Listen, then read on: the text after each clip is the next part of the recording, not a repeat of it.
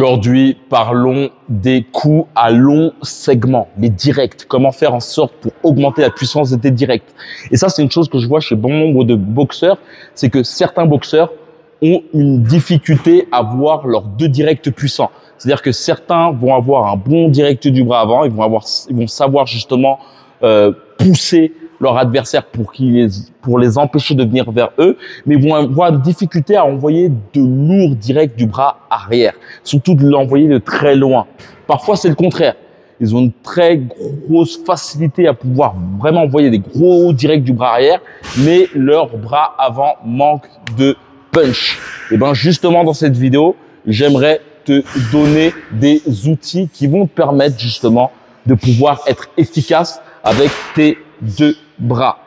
Avant de commencer cette vidéo, je voulais te dire que si tu souhaites avoir plus de renseignements sur mes camps de boxe, mais aussi sur mes programmes d'entraînement, il y a un lien dans la description, voire plusieurs liens qui pourront te permettre justement de pouvoir progresser à la maison ou avec moi.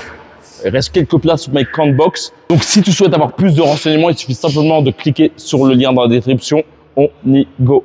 Pour améliorer la puissance de tes directs, premier point qui est pour moi essentiel, c'est vraiment avoir justement une liaison parfaite entre tes épaules et tes talons.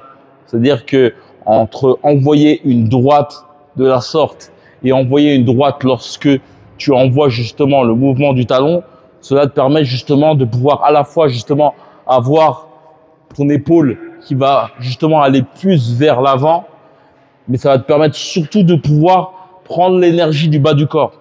Chose qui est très importante aussi à ce niveau-là, c'est que bien sûr, plus tu vas frapper fort, moins tu vas justement utiliser le bas du corps, plus tu vas essayer de frapper lourdement, plus justement tu vas essayer d'utiliser la totalité de ton corps. Et je parle vraiment du fait justement d'avoir une vitesse similaire entre ton épaule et ton talon. Ne pas faire justement des mouvements en deux temps. Bam, bam. Vraiment avoir un mouvement total avec justement l'intégralité de ton corps. C'est un truc qu'on travaille d'ailleurs justement durant mes camps de boxe. Et une autre chose qui est très aussi importante que je vois souvent par rapport au direct du bras avant, c'est que les gars vont avoir cette tendance à frapper uniquement avec le haut du corps. Et là, on en revient toujours avec la même chose. Lorsque tu vas envoyer des jabs, frappe avec le bas du corps, frappe avec les pieds. En fait, fais en sorte justement d'avoir une vitesse assez similaire entre les deux parties, tu vois. Donc là, je vais envoyer un coup, bam, tu vois. Ça va te permettre justement de pouvoir engager la moitié de ton corps. Et donc, ça va te permettre justement d'avoir un impact plus puissant. Bien sûr, si ton adversaire est assez puissant et que tu as une certaine crainte de ses coups, tu peux te permettre justement de uniquement, tu vois, tu peux aussi te permettre justement de pousser avec l'appui arrière et en te retenant, tu vois. Ça va te permettre justement de pouvoir, tu vois, avoir une frappe un peu plus puissante, pareil, tu vois. Après, il y a la version un peu plus corsée où là, justement, tu vas toujours pousser avec l'appui arrière, mais sauf que tu vas avancer vers ton adversaire. On en revient toujours à la même chose. Le but n'est pas de uniquement pousser avec l'appui, plutôt pousser avec le bras, mais c'est aussi de pousser avec justement le bas du corps, ce qui va te permettre justement de pouvoir prendre la puissance où elle est au bas de ton corps. Ce qui est intéressant, et ça revient justement avec ce principe du bas du corps, c'est une chose qui peut te permettre justement de pouvoir lancer un direct du bras avant très puissant. Le but est justement, par exemple, premièrement, de pouvoir justement jauger ton adversaire avec ton direct du bras avant. Ensuite, d'envoyer une droite, mais envoyer la droite grâce justement vraiment à la totalité de ton corps, tu vois, et si possible avec l'appui arrière, tu vois, le talon de l'appui arrière. Ce qui va être très intéressant, c'est vraiment de jouer sur tes deux épaules. Donc, lorsque tu vas envoyer ton direct du bras arrière, tu vas justement aller vers l'avant avec ton direct du bras avant, ce qui va te permettre à la fois déjà de pouvoir détruire avec le bras arrière et ensuite terminer avec le direct du bras avant. Tu vois, bam, bam, bam, tu vois, bam, bam, tu vois. C'est intéressant par rapport au direct du bras avant, c'est lorsque tu frappes au corps, fais toujours en sorte justement de pouvoir t'abaisser. Parce qu'en fait, en t'abaissant, ça va te permettre justement d'avoir une frappe plus rectiligne, ça va te permettre aussi de pouvoir frapper ton adversaire de loin et si possible par la suite de le surprendre avec ce genre de mouvement en te servant justement de tes genoux. Ça va te permettre aussi de pouvoir le feinter, tu vois. Tu vas frapper comme ça et les mouvements de genoux vont te permettre, lorsque tu leur as bien fait mal au niveau du bas du corps, et ben tes feintes, toi, tes mouvements de genoux vont avoir plus d'impact que si tu faisais uniquement cela. En fait, dans la psyché de ton adversaire, dans la vision qu'il a de toi lorsque tu as une telle attitude, le fait de faire juste le genre de mouvement, en fait, lorsque tu vas faire une feinte, par exemple, de genou, ça va rien lui faire parce qu'il t'a pas vu, justement, faire cela lorsque tu frappes au niveau du corps. Tu vois? Donc là, il sait que quand je fais ça, je vais frapper au niveau du corps. Et donc là, je vais pouvoir me permettre, justement, lorsque je fais ça, de pouvoir le feinter au niveau du haut du corps. Je me suis trompé, bas, haut du corps, bon, bref, tu me comprends. Un autre point aussi qui est très intéressant, c'est par rapport au gazelle punch. Gazelle punch, bien souvent, on parle de gazelle punch par rapport au crochet. Mais tu peux faire les gazelle punch avec les directs du bras avant.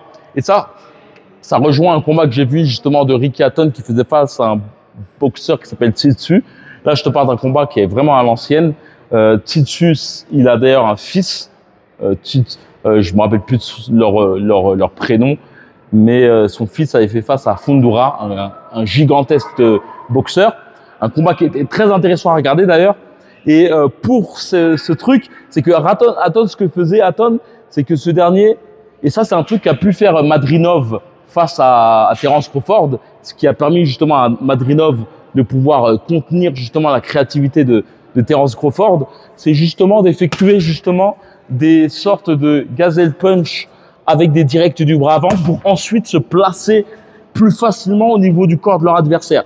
Chose qui est très intéressant avec ce genre de mouvement lorsque tu fais face à un adversaire justement qui bouge un peu trop et qui a justement la tête en I, tu vois, la tête droite, c'est que ce mouvement va te permettre à la fois de pouvoir te protéger en sautant, tu vois, parce que là je suis protégé au niveau de mon menton, mais ça va te permettre aussi de pouvoir prendre de la longueur et de te mettre au niveau du flanc de ton adversaire. Chose qui est très intéressante, c'est lorsque tu fais ce mouvement, il faut que tu choisis quel pied tu vas prendre comme réception.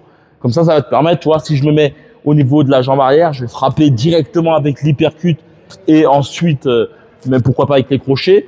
Et si je fais ce mouvement de loin, hop, et je suis là au niveau de la jambe avant, direct ensuite, je vais me frapper au niveau du point avant. Chose qui est très intéressante, tu peux le faire de près et t'accrocher direct. Tu vois, de près et t'accrocher direct. Une chose aussi que tu peux faire même avec des hypercutes. Hein. Ça, c'est un truc que faisait beaucoup comment il s'appelle, Bernard Hopkins, en se déplaçant. Il faut se déplacer, il cassait son déplacement. 1, 2, 1, 2, hypercute, boum, accrochement. Avant de se quitter, je voulais te dire que si tu souhaites avoir plus de renseignements pour mes camps de boxe, il reste encore quelques places. Il suffit simplement de cliquer sur le lien dans ma description. La chose aussi que je voulais te dire que si tu souhaites t'améliorer tout seul à la maison, il y a aussi la possibilité de te procurer des programmes d'entraînement complets sur différents domaines en boxe anglaise, préparation physique. Il y a des programmes aussi pour le travail sur le sac de frappe et sur ton footwork et bon nombre de choses. Je te laisse tout et dans la description. Pour les camps de boxe, il reste encore quelques places, voire une place pour août. Donc voilà, si tu souhaites nous rejoindre, c'est un bon moyen pour toi de pouvoir améliorer ta technique de boxe avec moi. Je suis derrière ton dos H24. C'est basé sur de la technique uniquement, aussi sur une possibilité de faire des sparring avec des Mexicains et le lendemain faire des exercices par rapport aux failles qu'on a vues par rapport à ta boxe. Bref, j'en dis pas plus. Il suffit simplement de cliquer sur le lien dans la description. Tu verras l'avis de plus d'une quarantaine de boxeurs ayant intégré mes camps de boxe. Et voilà, comme d'habitude, que la boxe est avec toi. Ciao.